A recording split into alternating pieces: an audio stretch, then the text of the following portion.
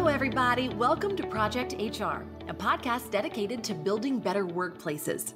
I'm your host, Beth Pilgreen, and as we all know, talent acquisition is an ongoing concern and challenge for HR professionals. Attracting quality candidates, separating passive job seekers from active ones, and promoting your company as an employer of choice can be a huge undertaking.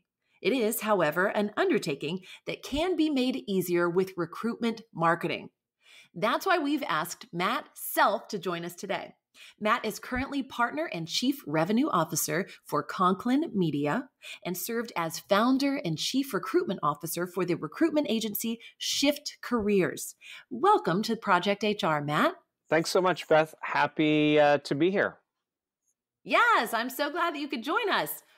This is exciting. Certainly, recruitment and marketing has been a big part of my career, the better part of 15 years. And I've really had the privilege to, hire hundreds and interview thousands, as well as build recruitment marketing plans for lots of companies. So this is a fun topic for me to talk about. Good. So for those that may not be as aware, let's just break it down in the most elementary terms. What is recruitment marketing and how can it help us find top talent? Yeah, absolutely. So I think, a textbook definition of recruitment marketing would be referring to the strategies and tactics a company uses to really find, attract, engage, and nurture talent before they apply for a job. Consider it like the pre-applicant phase of talent acquisition. So the marketing piece is really the promoting of your brand in a way that will help you attract the candidates that you're most interested in attracting and ultimately, of course, hiring. Mm-hmm. Why do you think it's so hard to find quality employees these days? And then I would love to know some of your top tips to find that talent. Yeah, absolutely. So that's a big question, right? There's certainly lots of challenges with finding good people. I think, one could certainly default to the initial obvious answer, which is low unemployment rate, right? 3 to 3.5%, depending upon the data source you subscribe to. It's a real number, right? So there's less people looking. And I do believe too, candidates today have more choices than ever, right? Yeah. So this is another factor. Entrepreneurship is considered a very positive thing to do. If I've seen high quality employees, they will look to learn what they need from the employer in terms of maybe certainly some core content things, but also some best ways to operate and run a business. And then they take that knowledge and start their own business. So additionally, I'll add, I believe higher education is having a very difficult time keeping up and training students on relevant tactics. And candidates are, I think there's plenty of companies that have really hopped on this train of quality, proactive recruitment marketing. So those that aren't, they're really struggling for that exposure, which then makes it difficult for them to find and hire those quality employees. So long answer, but it's a complicated detail. There's a lot to that question. It is. How would you say HR and marketing do intersect? Like, how do they complement each other? Yeah, I definitely see them intersecting continuously, from hiring to training to even post-employment, right? How did you handle them when they left? Oh, that is huge. If yours is an industry where you do see a lot of turnover, then you need to embrace that. And you need to love the people from hello to goodbye and post goodbye, and that Right. can trickle down. It does go back to just treating people right. Well, yeah, how you would want to be treated. Correct. And I think of Yeah. all of the candidates that I've interviewed over the years, and it's been thousands. I haven't been able to hire the majority of them, right? For whatever reason, it wasn't the right fit at that time. But if I was able to accurately and positively portray my company and treat them with respect and encourage them. And maybe that even means telling them the truth, even if it's hard, but speaking that truth in love.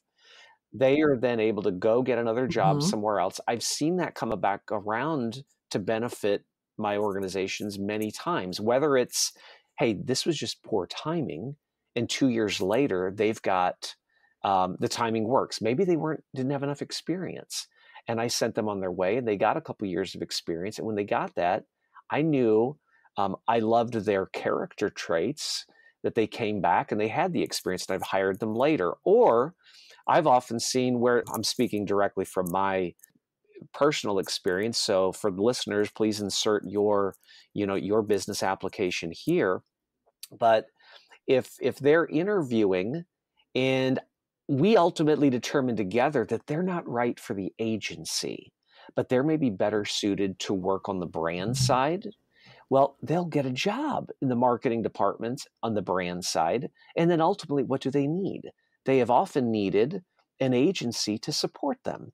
And if they can say, man, that Matt Self guy and that company, they treated me well, and I believe they're doing good work, they've come back and they'll Mhm. hire my agency to help support them. So again, that's kind of a rant, but I want to express the importance of treating all candidates with respect, even if like, I mean, let's Yes. be honest. We make judgments. Interviewing is nothing more than being judgmental, and we typically know within 2 or 3 minutes if this person is going to be a good option for our organization. So the trick is for the interviewer is, if you know in 2 minutes, wow, I'm not hiring this person, can you still be a nice person and provide them value back? And I think that's super important. Can't be overstated. I agree. I think that, I mean, bottom line, whether your candidate is right for your company or not, everybody wants to feel valued and they want to feel respected. And I think it is just so vital for HR teams and employers in general to be effectively trained in seeing the person as a person, not just a candidate, Yeah. and just treating them with the love, the professional love that they would also want. Because as you've seen many times in your experiences, it does come back to benefit the employer. Like if they want to do business in the future with somebody that treated them really well, like you Right. want to work with people that make you feel good. Bottom line, I know work is not about feeling good, Right. but we're human. And so it just happens to be that way. And this is so important. This is not Matt getting all touchy feely lovey. Okay. This and great, be a Exactly. touchy Yeah. feely love person, right? That's cool. But this is recruitment marketing. That person who you don't hire might Yep. know somebody that's perfect for your position, right? You can't underestimate the power of Exactly. word of mouth, right? I get all these questions, Matt, what should my content, look like? Where should I promote it? You know what? Yeah, I got plans for all of that. But word of mouth is still super valuable. And when you're getting face to face with one candidate or 2 or 10 in a group interview, it's your opportunity. You're not just talking to them, you're talking to their entire network. So make that count. Exactly.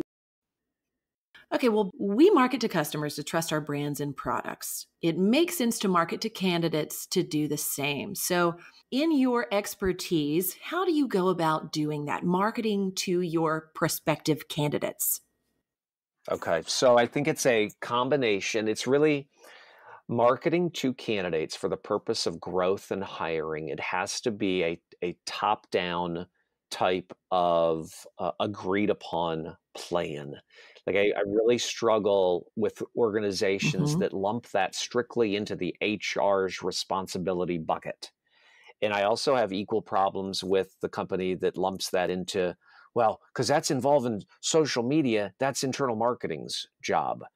I think it really it involves all stakeholders in the company, right? So I will say this: I do think it initially starts with HR, because HR is on the front lines of working with the department managers to understand the needs of position. They're on the front lines of speaking with candidates and employees, so they should have the greatest understanding back to what we were said earlier about exit interviews, they're the ones conducting the exit interviews. So they should best understand what the sentiments are towards the job, the company, etc. So then they need to relay those sentiments to the internal marketing team. And where marketing comes in then is their job is to massage that message, right? Capture it into various assets. And when I say assets, I'm talking into a careers page. Make the message nice and friendly and have a good user experience and Right. clearly answer the key questions, right? Different companies have different questions. Synthesize your specific questions that you're getting. What is our corporate answer, right? Marketing is going to help craft that corporate answer in a way that will be well received by the candidate. And then they also determine the platforms in which and the methods in which we're going to share this, So that would be more marketing's job, Correct. is to identify the platforms, and then they come back to HR and hopefully work together. Yes. Yeah. I mean, we trust that the marketing department is very savvy on the levers to push and to pull on various social channels, on various, even like, okay, so this gets a little gray where you have some businesses that say, well, we should promote on Indeed. We should promote on Career Builder, on Glassdoor. Yes. And I do look at those as that is HR is starting and initiating, right? But even then, all of those platforms, you have to create a profile. You're putting pictures, you're putting culture events. Here was our Oh, company yeah. picnic. So there's an element of marketing that has to contribute to help build out those kind of more traditional job board type of platforms. I do the air quote job board. Okay. Received air quotes. Yeah. So I think, they're, again, it's a combination of HR and marketing. I think it starts in HR as they synthesize all of the information they're getting both from candidates and existing employees, as well as overall company vision and direction that they're getting from the C-level on down. Okay. Is it very common for the HR department and the marketing department to be so integrated? I think they're going to need to be. They should. Yeah.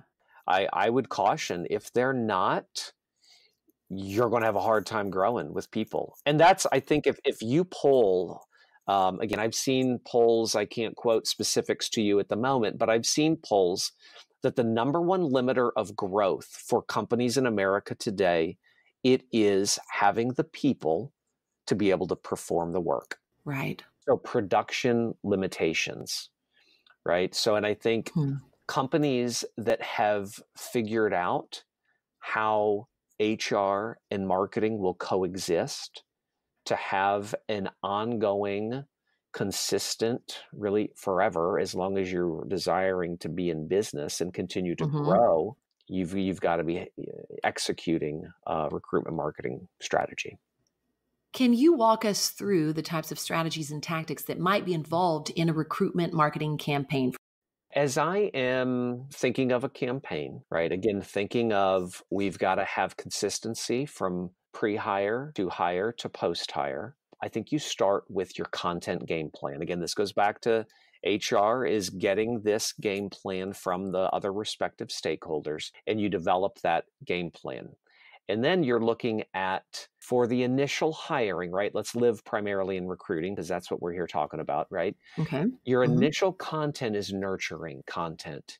It's like, we call it in our marketing agency, we call it like first date content, right? As I think about like my wife, I've been married for almost 20 years. And our very first date, we went to Red Lobster.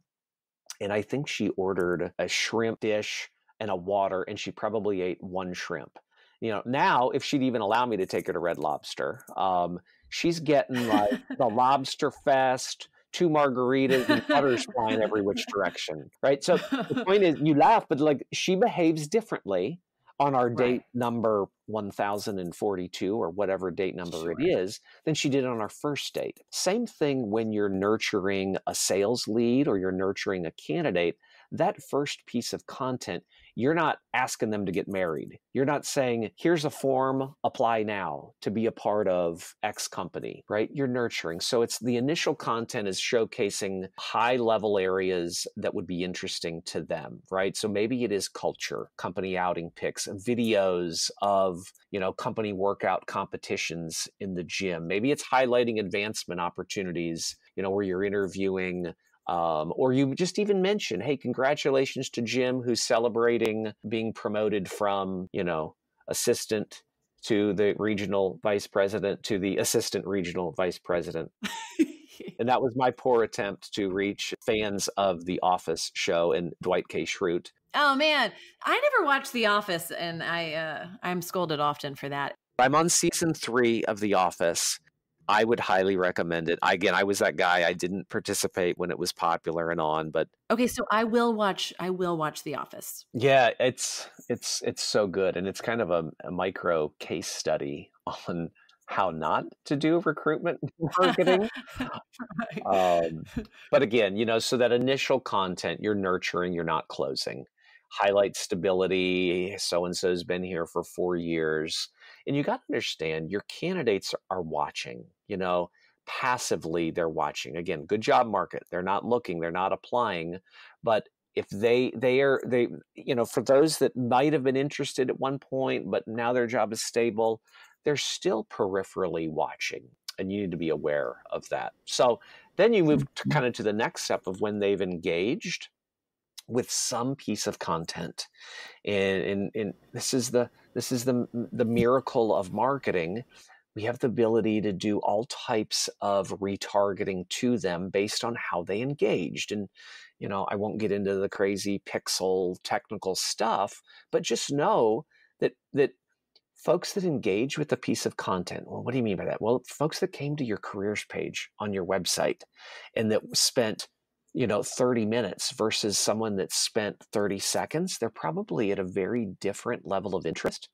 Those two Mhm. people can be retargeted with appropriate content based on their level of engagement, right? And you don't even have to get that granular. Let's just assume if they're there, they have some level of interest, you can retarget them. And this is where you can come with second date, third date. It could be a little bit more detailed. I think of like a video that shows, what a day in the life of exposition or within this company looks like. That's really taking them on an insider's look. Oh, that's nice. Maybe it's a client testimonial that's specifically highlighting, something really outstanding that your company did, right? A lot of people, I think, are motivated. Candidates today, a lot of them are motivated by, I just want to make a difference. I want to do something valuable. I want to contribute to the greater growth, right? They're purpose driven, right? So if you can have a client testimonial that shows how this company created, problem solved a tool, a manufacturing process, something that allowed them to do something that they never thought possible before, those things attract like the high level engineers. They want to be a part of smart teams that are doing smart things, right? And then like Mhm. lastly, the third date content is, you've been nurturing them for quite a while. They've engaged, you've retargeted them, you've evaluated how do they behave and how do they respond to the ads and the pieces of content that you retargeted to them. Now you're ready to ask them to get married. It could be driving them to a dedicated landing page. It could be, maybe the landing page lives on your website. And if you're doing that, building a career section, which I love, we've built those for numerous companies. It's where you have synthesized all of this key information, and then you got a strong call to action. It's like apply now to learn Mhm. more. You're asking them to submit. And I like to keep it light. I'm not saying necessarily upload your resume here, but it's a it's a click to chat. It's a click to Sure. call. It's a people like that. They don't want the processed when you submit your resume here and within 1 to 2 weeks HR will be in touch. Like Come on now. They want humans talking to humans, right? So I think that's a big Right, right, shift. right. Sorry, that was a tangent, but that's kind of a little nugget that I think is No, super not at all. important. And what does that mean on the company side? It means you got to have, somebody that's passionate about your company on the other end of that chat line and on the other end of that phone. Oh, That absolutely. that's not like, Yes. yeah, what do you want? What are you applying for? Like they can't be that. So Yeah.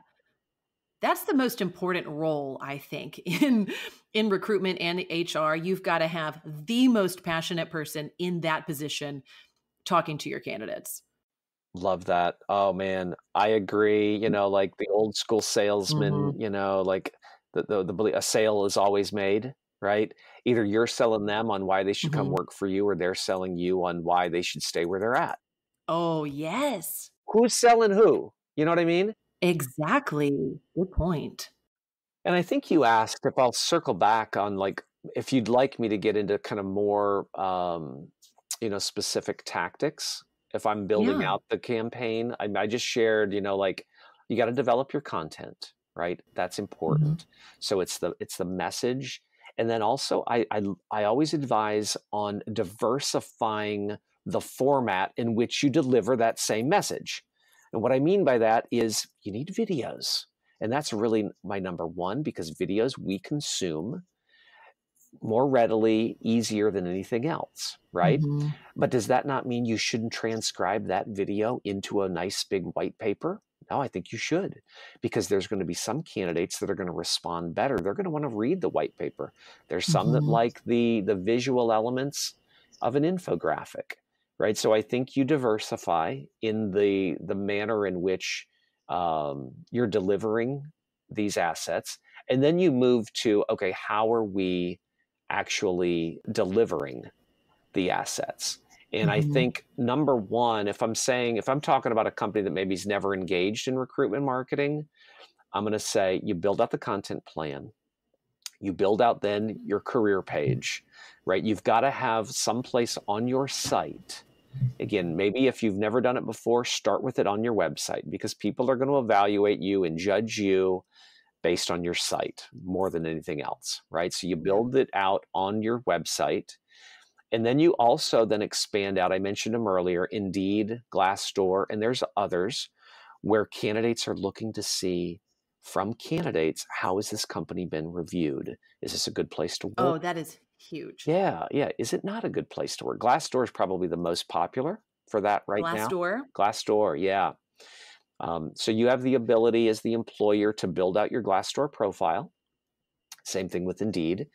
You have the ability to actively solicit reviews from your existing employees. What? You can individually invite, right? So let's say, God forbid, you're at a company where half of your employees love it and half of them don't. And then it's public? Yeah, yeah, That seems terrifying. it is. Well, this is where kind of smart marketing, you can determine who do I want to invite to fill out an employer, survey, a questionnaire. Oh, yeah. So, Yeah. so Gotta be strategic. here's where you can get the 4-star, 5-star reviews, the comments on leadership, comments on company direction, all of those, flexibility, all of those hot points.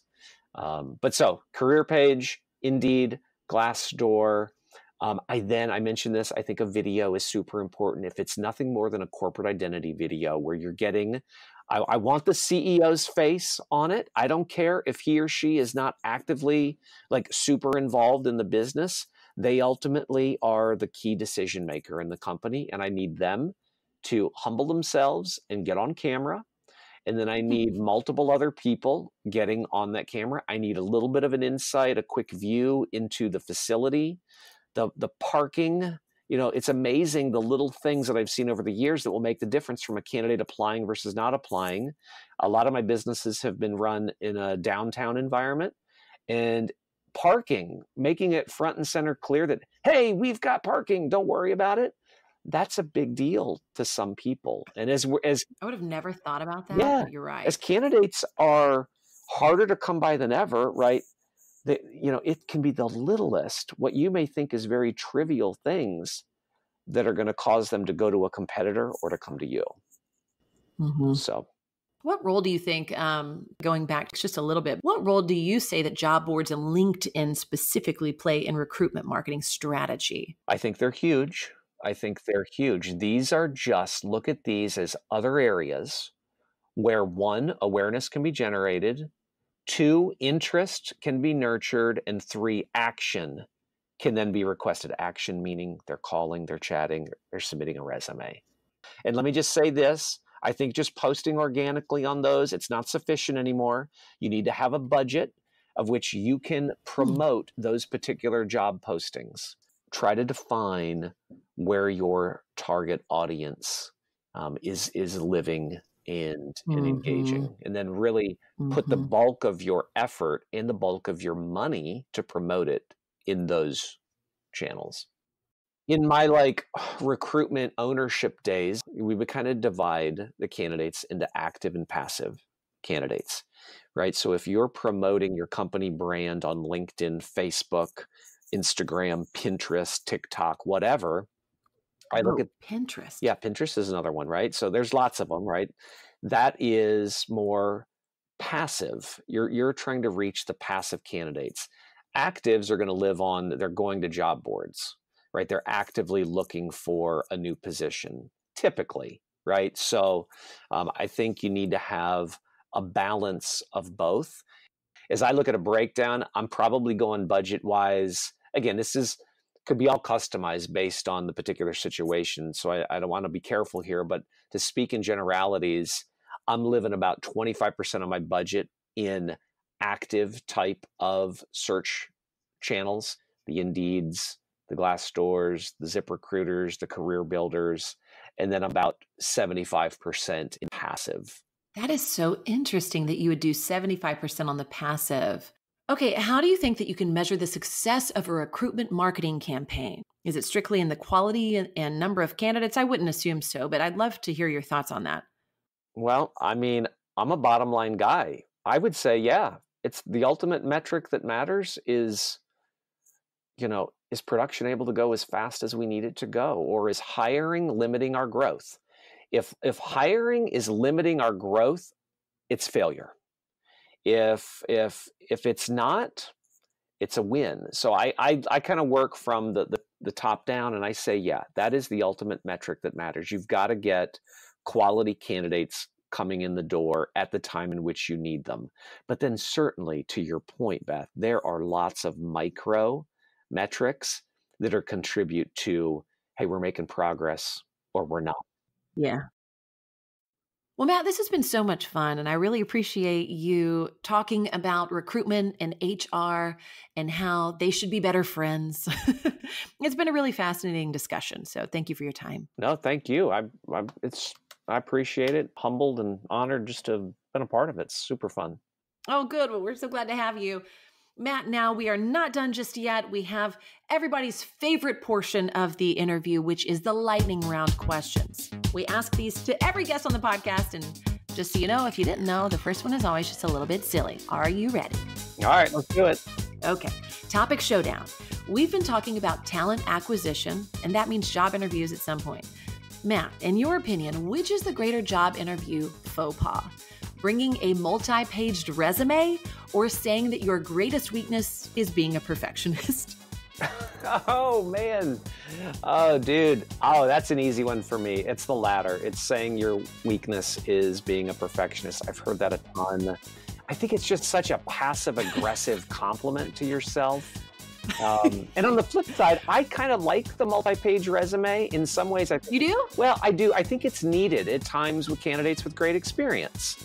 Then I think they need to be prepared to synthesize that down verbally into a 5-minute, 5 to 8 minute type of career story. Because here's the reality. There will be some folks that are doing the interview whose learning style will be such that they will appreciate all of those words, all of those details in the resume, and they'll read every word. So you're talking to multiple audiences when you're the candidate interviewing. You're right. All right, next question for you. Sticking with the job interview theme, what is the worst job interview question that you personally have ever been asked? Okay, wow, that's a tough one. I think it's probably less for me about the question that's asked, but the timing in which it was asked, right? So for example, I just thought of this. During my last job search, I had promoted to the second interview. Yay, great. And I had a scheduled call with the CEO. So he gets on the phone, I'm on the phone. I barely had said hello. And his very first words to me were, "How much money can you make me in year number 1?" Ew. That's exactly. I was like, oh, cringe. That's cringeworthy. And I'm thinking, bro, I am profit driven. I will bring you value. Like, there is a time and a place for that question. I think that's a legitimate question, but that's about 42 minutes into the interview. You ask that one. You don't ask that one to me right out the gate. I was not interested in that company. I don't doubt it. Because, I mean, back to what we said earlier in this interview, people want to feel valued as a human. And that right there is like, oh, hi, Matt? Yeah. My bottom line, though, can we talk about my bottom line? Yep. You know, they just want to talk about profit. Yep. I was nothing more than a cog in his profit wheel. Yeah, I can see that. Well, I'm glad that you did not go with that guy. Yeah, me too. Next question for you. What's your favorite thing about working in marketing? And I know that we could talk an hour on this, but if you could just say a couple of your top 2 things. Yeah, so the obvious one, the number one for me is the constant learning that's required. It's ever-changing industry, and I think my personality needs that type of continual challenge. I joke, it's my birthday today. I'm turning 42, and like, what? Yeah, it is. It's my birthday, right? Happy birthday! Thank you. My birthday is on Saturday, and I'm going to be 40. Hey, awesome. Well, welcome to the club. It's a great club. But, oh, I can't wait. And, as I maybe start, some used to say you're on the downside of the hill, working in an industry that's changing, that for the most part, it's attracting a younger workforce. I work with a lot of people that are in their 30s and late 20s that are much younger than me. Working with those type of folks really keeps me energized. Doesn't allow me to get old and crotchety. Good. Well, you're not near old anyway. Happy birthday. I hope you have a wonderful day. Thank you. Yes. 2 more questions left on Lightning Round, and then we are going to close. What do you think is the best piece of advice you have ever been given? Okay. Good question. Well, I think I'll say, I don't want to get overly spiritual, as that's often a faux pas in recruitment marketing. But my life verse is Philippians 2:3, which says, "Do nothing out of selfish ambition or vain conceit, but rather in humility value others above yourself." And so that advice from the Bible is probably really the best advice I've been given, as I try to, don't do things that are going to benefit me. Try to think of others, stay humble, consider others better than yourself. That's probably the best advice I've gotten, and then still try to live by. I love that. Yeah, I wish that everybody thought that way. I also subscribe to that as well. Awesome. So that's great. Who or what inspires you? Last question. Oh boy. Well, I could stick on that spiritual theme and say,